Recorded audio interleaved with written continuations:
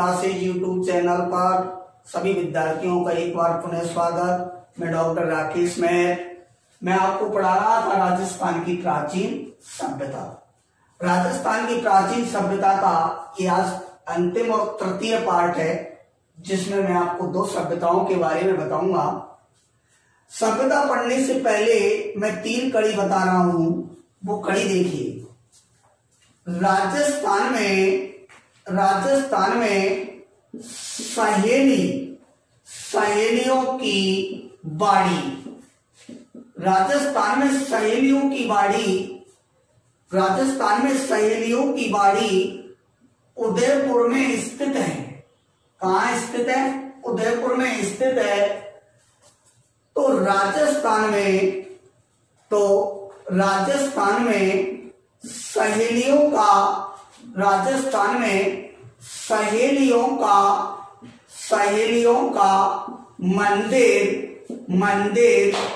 मंदिर झालावाड़ में स्थित है।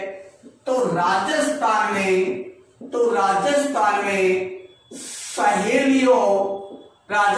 में सहेलियों की रमझोल कहाँ की प्रसिद्ध है? नोट करिए कॉपी में और देखिए बेटा। राजस्थान में सहेलियों की बाड़ी उदयपुर में है। राजस्थान में सहेलियों का मंदिर झालावाड़ में है। तो राजस्थान में सहेलियों की रमझोल कहाँ की प्रसिद्ध है? राजस्थान में सहेलियों की रमझोल माउंट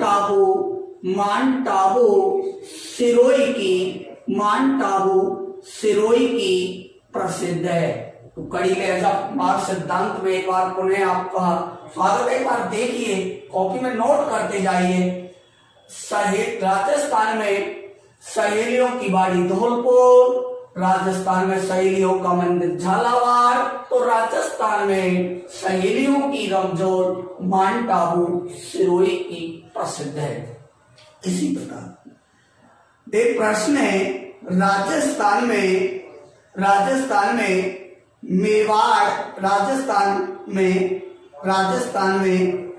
मेवाड़ केसरी महाराणा प्रताप को कहा जाता है। राजस्थान में मेवाड़ केसरी महाराणा प्रताप को कहा जाता है। तो राजस्थान में मरु केसरी वीर दुर्गा दास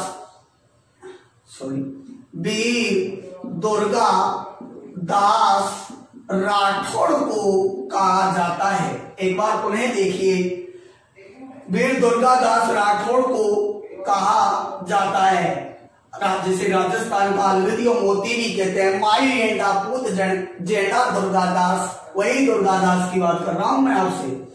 राजस्थान में मेवाड़ केसरी महाराणा प्रताप को कहते हैं। तो राजस्थान में मरु केसरी वीर दुर्गा दास राठौड़ को कहा जाता है। इसी प्रकार एक और प्रश्न आपके सामने है, बहुत अच्छा है। प्रश्न आ जाए, नैन सीरी ख्यात को, इसको नोट करेंगे आप। नैन सीरी ख्यात, आप नोट करेंगे इस प्रश्न को। नैन सीरी ख्यात को राजस्थान के इतिहास का अपूर्ण ग्रंथ किसने कहा था? एक ये प्रश्न है, आप नोट करेंगे कॉपी में सभी विद्यार्थी, और एग्जाम के टाइम इस प्रकार के प्रश्नों को आप पढ़ के जाएंगे। नैन सीरी ख्यात, नैन सीरी ख्यात को राजस्थान के इतिहास का अपूर्ण ग्रंथ किसने कहा था? ये प्रश्न है, तो नोट करेंगे इसको। नैन सीरी ख्यात को राजस्थान के इतिहास का अपूर्ण ग्रंथ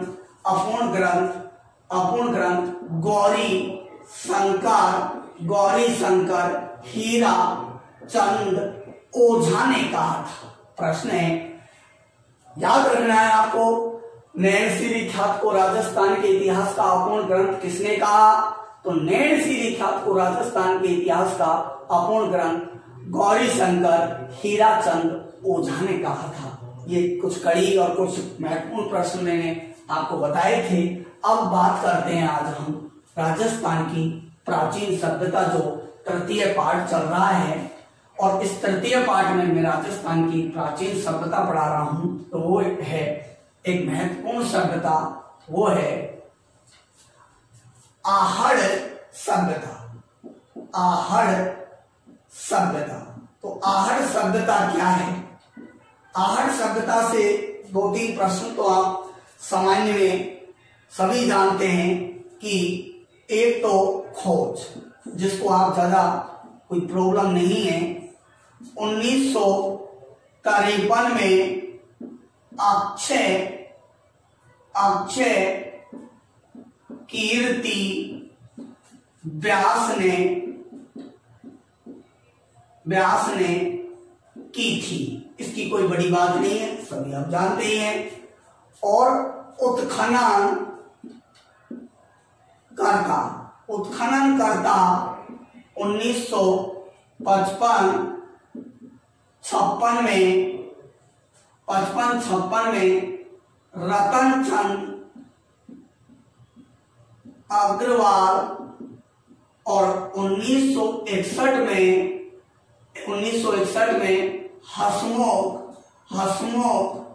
हसमुख धीरज साकलिया के नेतृत्व में इसका उत्खनन कार्य हुआ था। इनकी डेट अलग अलग है, थोड़ा ध्यान रहे। तीसरा है स्थान कहाँ है इसका? कहाँ है ये बेडाक्स या आयड़ नदी के तट पर उदयपुर में स्थित है। अब प्रश्न किस प्रकार से आते हैं, वो है इसकी विशेषताएं। इस सभ्यता की विशेषताओं पर विशेष ध्यान दें। और विशेषता नंबर 1, प्लीज आप याद रहे, राजस्थान में एक प्रश्न आता है कि, और प्रश्न इस टाइप से देता है वो, इस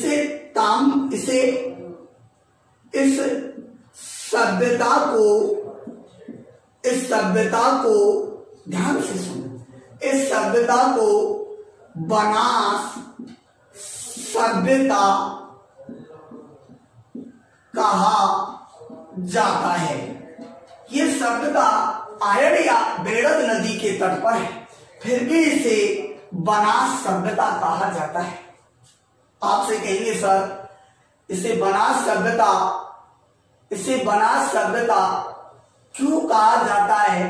हालांकि ये बेड़द और आयड़ नदी के तट पर है, मैं स्पष्ट बता रहा हूं, आयड़ या बेड़द नदी के तट पर है, लेकिन ये बेड़द आयड़ बनास की सहायक नदी है और इसका अधिकांश विकास इस नदी के तटीय क्षेत्र पर होने के कारण इसे बनास सभ्यता कहा जाता है। प्रश्न आता है, आयड़ सभ्यता को बनास सभ्यता किसने कहा था? एक बहुत अच्छा प्रश्न है। इसे बनास सभ्यता नाम किसने दिया था? ये आपका एक महत्वपूर्ण प्रश्न है। इसे बनास सभ्यता नाम किसने दिया? प्रश्न में विकल्प में हो अक्षय कीर्ति व्यास, रतनचंद अग्रवाल, हसमुख धीरज साकलिया, जो पूना पुरातत्व यूनिवर्सिटी के प्रोफेसर श्री हसमुख धीरज साकलिया। विकल्प इस प्रकार हो, अक्षय की प्रश्न कैसे हो, एक बार रिपीट कराइए और सुनिए। आयड़ या आहड़ सभ्यता को विद्यार्थियों से एक बार पुनः मेरा अनुरोध है, टॉपिक की अंतिम जान तक मैं चाहूंगा, टॉपिक के अंतिम सीमा तक मैं जा रहा हूं, तो साथ साथ कुछ चीजों को नोट करते चलें, क्योंकि ये चीजें पुनः आपको नहीं मिल पाएंगी, गाइडों में थोड़ा प्रॉब्लम आती है। आहड़ सभ्यता को बनास सभ्यता किसने कहा? विकल्प में अक्षय, कीर्ति, व्यास हो, रतन हो, हसमुख, धीरज हो, तो आप याद रहे इसे हसमुख यानी हसमुख धीरज साकलिया, हसमुख धीरज साकलिया, एचडी साकलिया ने इसे एक शॉर्ट में इन्होंने इसे बनासिया ताम्रवती सभ्यता नाम दिया। एक प्रश्न है वो ये है, किस शताब्दी में आहड़ सभ्यता को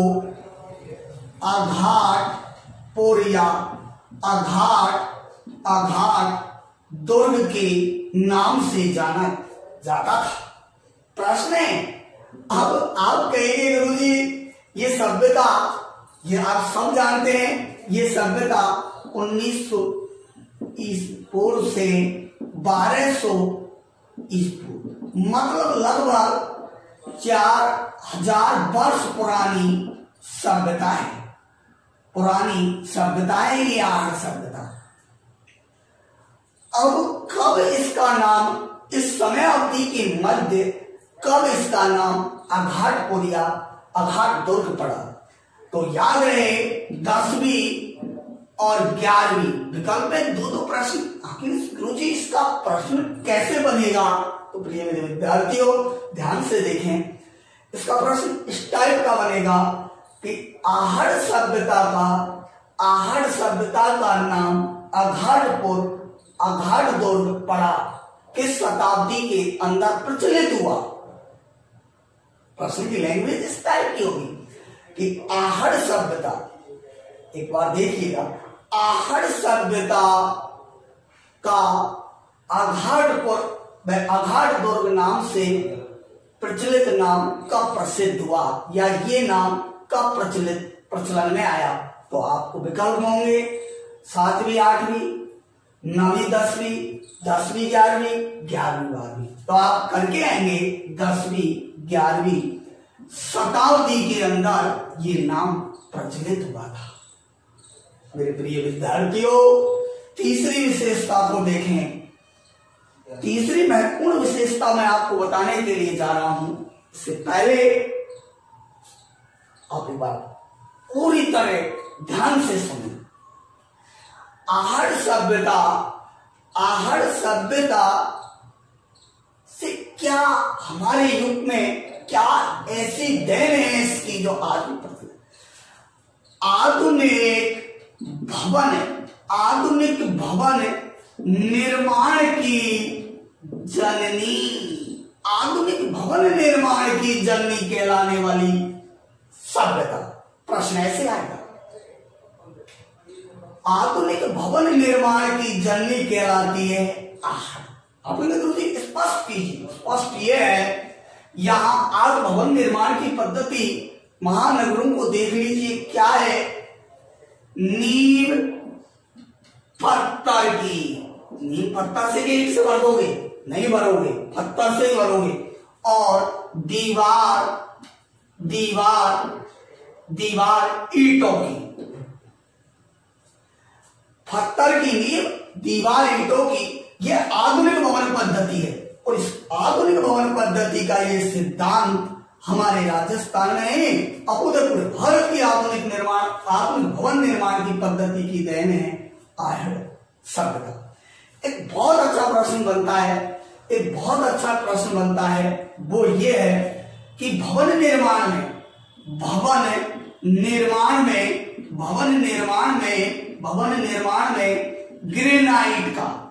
ग्रेनाइट का उपयोग करने के पहले प्रमाण पूरे भारत में ही, संपूर्ण भारत में भवन निर्माण में ग्रेनाइट पत्थर के उपयोग के प्रथम प्रमाण मिले हैं आहड़ सभ्यता में। आहड़ सभ्यता से बहुत अच्छा प्रश्न और बनते हैं, वो भी मैं आपको बताने जा रहा हूं, एक बार नोट कर लीजिएगा।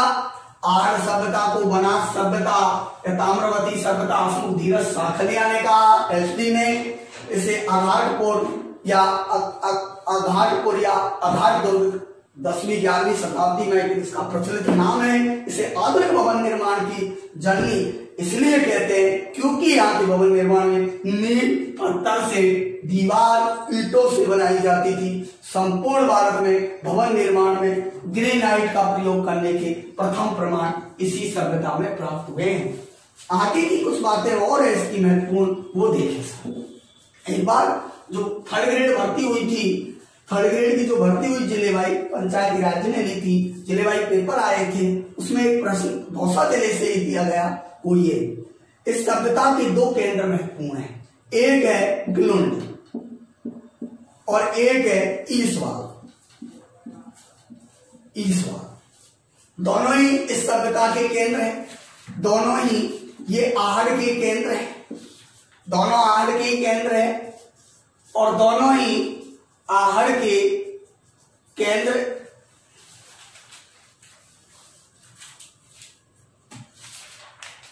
दोनों ही आहड़ के केंद्र है। ईसवाल को ले लीजिए चाहे गिलुंड को ले लीजिए। गिलुंड आहड़ सभ्यता का महानगर कहलाता है। क्या कहलाता है?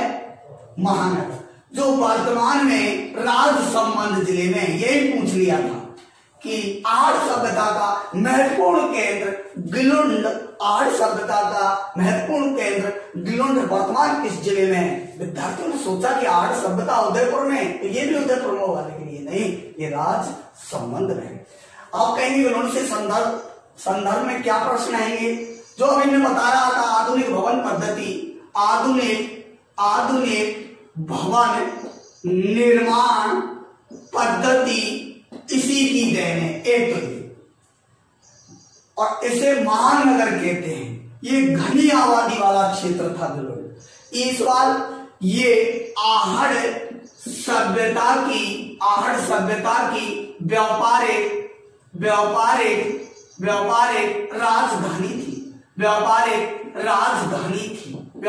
राजधानी थी। आहड़ सभ्यता की व्यापारिक राजधानी ईसवाल कहलाती है, याद रहे। लेकिन ईसवाल वर्तमान में उदयपुर में स्थित है। यहाँ एपोलो के चित्रों वाली मुद्रा प्राप्त हुई है। इसे स्पष्ट होता है यहाँ ऊंट के दांतों के, मैंने पहले भी बताया, यहाँ ऊंट के, क्योंकि उस समय आयात निर्यात व्यापारिक सामग्री ऊंट के माध्यम से, क्योंकि उस समय वाहन पर ट्रक ये तो थे नहीं ट्रेन, तो आयात निर्यात सामग्री ऊंटों पर लाद कर ले जाई जाती थी। इसीलिए यहाँ ऊंट के दांतों के अवशेष मिले हैं। यूनानी देवता एपोलो के चित्रों वाली मुद्राएं मिली हैं। ऐसे ये आहड़ सभ्यता का व्यापारिक केंद्र है ईसवाल। प्लीज, आहड़ सभ्यता में पत्थर को घिसकर स्फुटिक मणि बनाई जाती थी, और स्फुटिक मणि आभूषणों में काम में ली जाती थी। पत्थर को घिसकर स्फुटिक मणि बनाने के कारखाने प्राप्त हुए, इनका व्यापारिक था। वैसे ही ये सभ्यता ग्रामीण है। प्लीज याद रहे, ये सभ्यता एक ग्रामीण सभ्यता है। एक बार मैंने, आप कहा यहाँ घूम जाए, महानगर है तो नगरीय होगी, नहीं, ये ग्रामीण सभ्यता थी। अधिकांशतः सभ्यता की आबादी ग्रामीण थी। दूसरा, यहाँ का प्रमुख व्यवसाय, अब बच्चा घूम जाएगा। निश्चित है कि बार हम ऐसे प्रश्नों को क्लासों में नहीं बता पाते हैं, वो प्रश्न मैं आपको बता रहा हूं, तो ध्यान से सुने, गाइडों में भी हम नहीं समझ पाते हैं। यहाँ का प्रमुख व्यवसाय क्या था? यहाँ का प्रमुख व्यवसाय, मान लीजिए आपसे दे दिया व्यापार, आपसे दे दिया कृषि, आपसे दे दिया व्यापार, कृषि, पशुपालन, व्यापार, कृषि, पशुपालन, और चौथा दे दिया उद्योग। तो आप ध्यान रहे, यहाँ का प्रमुख व्यवसाय पशुपालन था। इस सभ्यता का प्रमुख व्यवसाय या यहाँ की अर्थव्यवस्था का अर्थव्यवस्था का, इस नोट कर लीजिए इसको, इससे आहड़ सभ्यता की अर्थव्यवस्था का आधार पशुपालन था। क्या था? पशुपालन। आहड़ सभ्यता की अर्थव्यवस्था का आधार पशुपालन। याद रहे, ग्रामीण सभ्यता है, ये नगरीय नहीं है। जैसे कालीबंगा नगरीय थी, ये ग्रामीण सभ्यता है। इसे ताम्रवती सभ्यता कहते हैं। ये इसे ही ताम्र कौशल, थोड़ा समय इनको मिटाकर बता रहा हूं, ताम्रवती के बारे में दोबारा बताऊंगा आपसे। यहाँ एक बहुत बड़ा प्रश्न लूंगा, शानदार, जो आपको मन को खुश कर देगा, वो प्रश्न मैं अभी लूंगा यहाँ। तो उसको लेने से पहले आप थोड़ा सा देखिए। इस सभ्यता में पत्थर के नाप तोल के बाट बनाए जाते थे, जैसे सवा सेर, शेर, सवा शेर, मन, धौन, मन। ये इस समय की शेर, सवा शेर, मन, धौन, मन, ये नाप तोल की उस समय की इकाई थी। यहां पत्थर की आटा चक्की प्राप्त हुई है। एक बार एक प्रश्न आया था इसमें, वो ये आया था, ध्यान से देखें कि गरड़, कीला, मानी, सेडना, हसली क्या है? गरड़, कीला, मानी, सेडना, हसली क्या है? ये आटा चक्की के भाग है। गरड़ में चून इकट्ठा होता है, कीला मानी पर घूमते हैं, हसली से घुमाया जाता है, सेडना एक कपड़ा होता है जिससे चून इकट्ठा किया जाता है। इस सभ्यता की एक विशेषता और है, इसमें 4 से 6 चूल्हे एक स्थान पर ही प्राप्त हुए हैं। 6 से 4 चूल्हे एक स्थान पर प्राप्त होना, यहाँ सामूहिक जीवन का उल्लेख होता है। ये लोग सामूहिक रूप से या संयुक्त परिवार प्रथा का इस आहड़ सभ्यता में उल्लेख स्पष्ट होता है। आहड़ सभ्यता में 40 ताम्र खन प्राप्त हुई है। बनास सभ्यता में अब तक बनास नदी के तट पर अब तक 50 पुरातात्विक स्थलों की खोज हो चुकी है। एक प्रश्न है जो मैंने रोक रखा था, वो अब मैं आपको बता रहा हूं, वो ध्यान से देखें। मैं आपसे कहना चाह रहा था, आपसे एक प्रश्न है, बड़े ध्यान से सुने बेटा, बड़े ध्यान से। 3 प्रश्न, बड़े गौर से सुने इस बात। राजस्थान में ताम्र कौशल कला का केंद्र एक। दूसरा, राजस्थान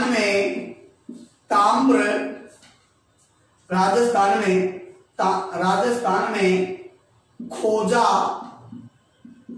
गया पहला ताम्र स्थल, और राजस्थान में ताम्र युगी सभ्यताओं की जननी।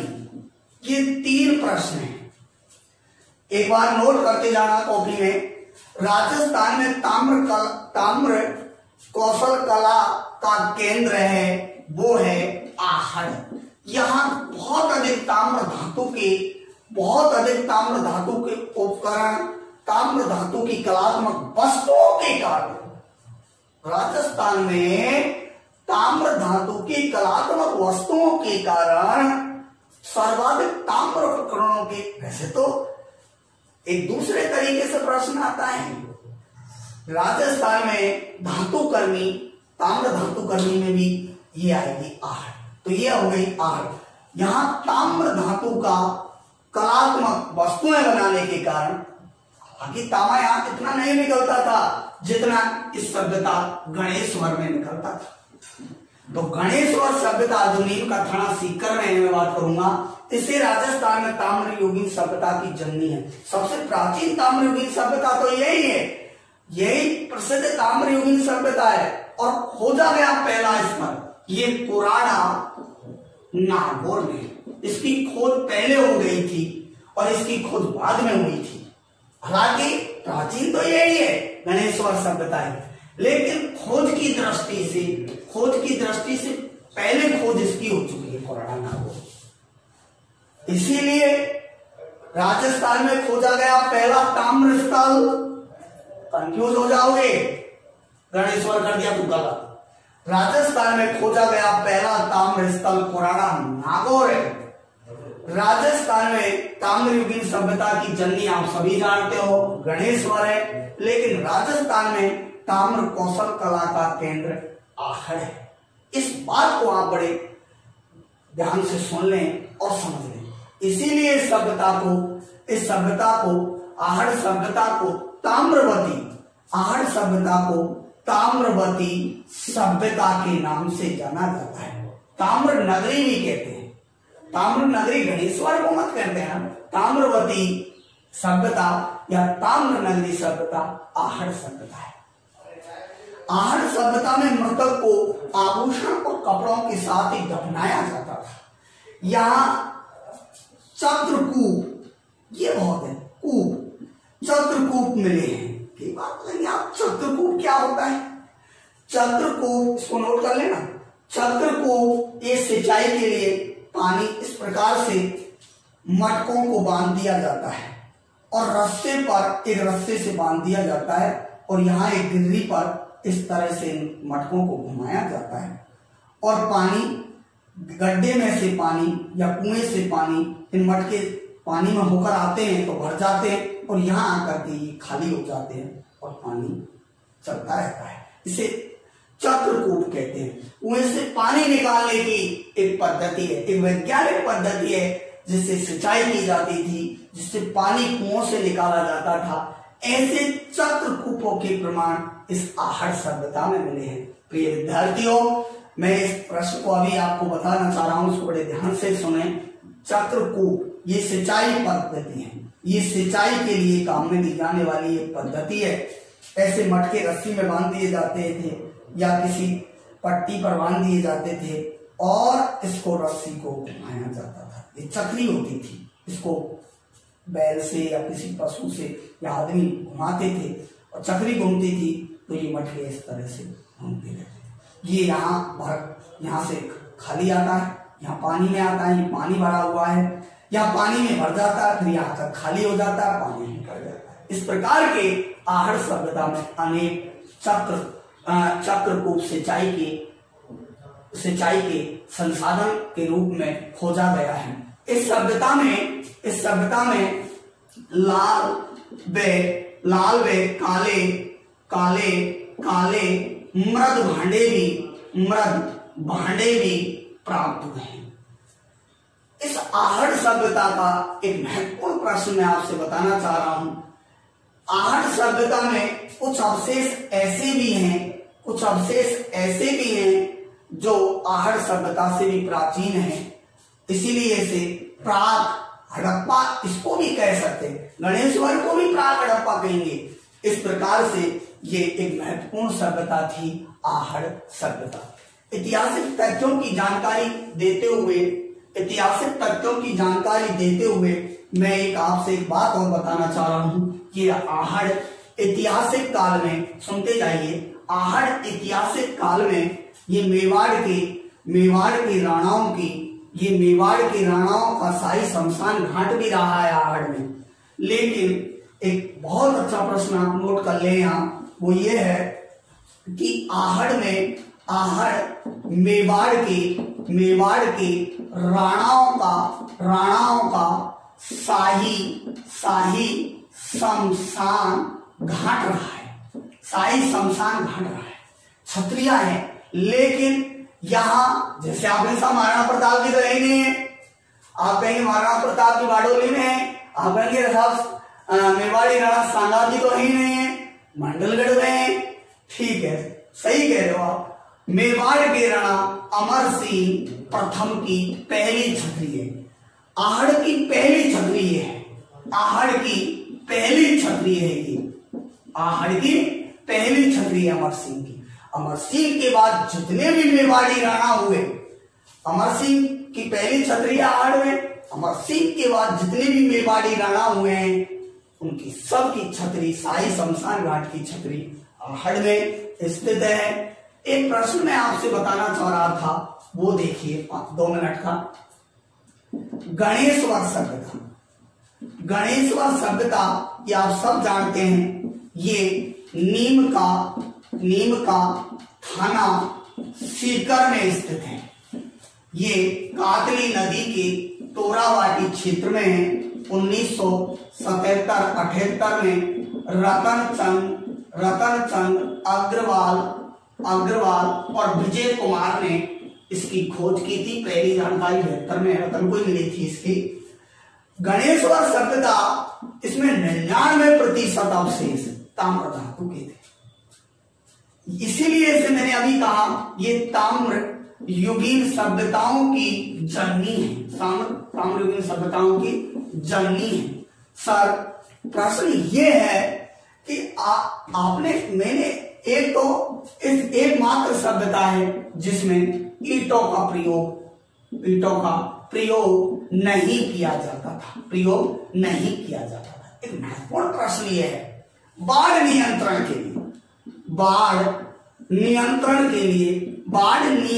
के लिए नोट कर लेना इस प्रश्न को। बाढ़ नियंत्रण के लिए एनीकट या फिर पत्थर के बांध बनाने के अगर प्रमाण कहीं मिले हैं तो वह है गणेश्वर। यहाँ बाढ़ नियंत्रण के लिए एनीकट बनाए जाते थे और इससे नदियों की बाढ़ रोकती थी। इस सभ्यता में इस प्रकार की, इसमें 400 मछली पकड़ने के कांटे प्राप्त हुए हैं। महिला के केश पिन सलाखा आभूषण ताम्र धातु के प्राप्त हुए हैं। इससे मोहनजोदड़ो हड़प्पा मेसोपोटामिया तक यहाँ से ताम्र धातु का निर्यात किया जाता था। ऐसी एक महत्वपूर्ण सभ्यता है गणेश्वर सभ्यता। इसका विस्तार जयपुर तक है।